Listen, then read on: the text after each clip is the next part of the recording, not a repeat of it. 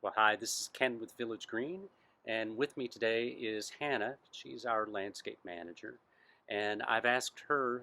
She designed a landscape for Jeff over in Dallas, and so I wanted to share this latest spotlight with you and with Hannah's help.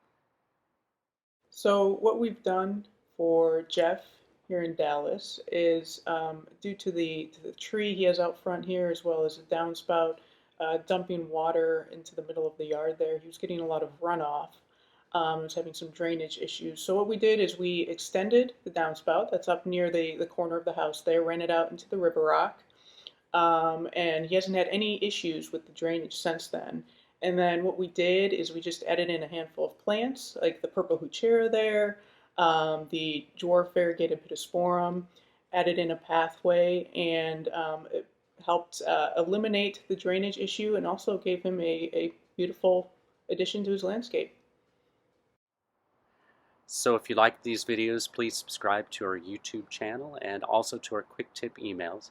This is Ken and also Hannah with Village Green, the landscape and lawn health experts.